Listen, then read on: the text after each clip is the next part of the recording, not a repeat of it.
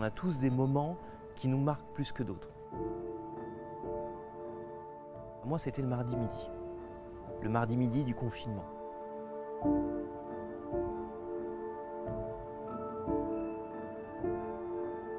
Depuis que j'étais rentré dans cette entreprise, jamais j'avais imaginé qu'on puisse fermer nos établissements plus d'une journée. C'est un peu comme dans l'industrie, les structures sont tellement lourdes qu'ils fonctionnent en permanence. Il y a toujours du monde, il y a toujours du passage. Et quand on a une fermeture, elle est temporaire. C'est presque seulement quelques heures. Et là, il a fallu qu'on se prépare et qu'on annonce à toutes nos équipes qu'on allait fermer, mais pour une durée indéterminée. Le premier sentiment que j'ai eu, c'est celui d'un silence de plomb. En fait, dans les concessions, nous, on est habitués à ce qu'il y ait du bruit, du mouvement. On a des collaborateurs, on a des clients. Moi, je vis là-dedans depuis 15 ans. Et là, tout d'un coup, la concession morte. Les rues, bien sûr, désertes. Mais notre outil de travail ne s'est jamais interrompu. Et pour la première fois, je le voyais aussi silencieux.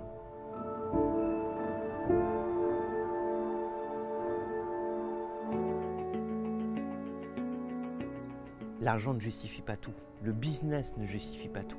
À 12h00, il fallait fermer nos 50 établissements.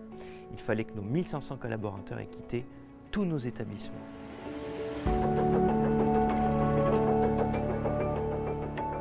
On a quelques jours, quelques heures.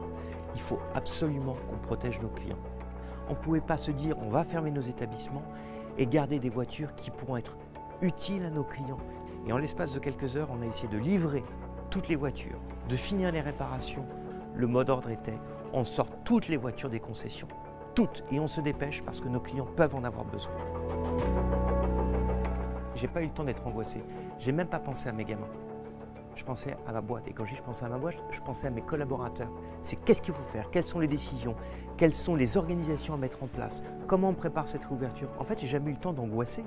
Mais est-ce qu'on avait le droit d'être angoissé pendant le Covid? Est-ce qu'on avait le droit de penser à nous-mêmes? On avait nous aussi un rôle à jouer. Il y avait des personnes qui se battaient pour nous, le personnel médical, les pompiers, la police, qui eux restaient en activité. Il fallait pouvoir assurer leur mobilité à ces personnes-là. On a eu nos volontaires qui ont formé nos équipes d'astreinte pour réactiver notamment nos ateliers et pour assurer la mobilité de ces personnes qui nous protégeaient, nous tous. Et moi j'ai été heureux de voir ce volontariat. On a eu plus de volontaires que nécessaire parce que tous, intimement nos collaborateurs, se sentaient impliqués dans cet effort pour accompagner le personnel qui nous protégeait. Il fallait être convaincu qu'on allait réouvrir un moment. Il fallait être convaincu qu'on prenait les bonnes décisions pour protéger nos gars. Il fallait être convaincu qu'à un moment, on allait le voir, le bout du tunnel. Après la sidération de se dire, on ne sait pas combien de temps on va fermer, on s'est tous dit, un jour, on va réouvrir.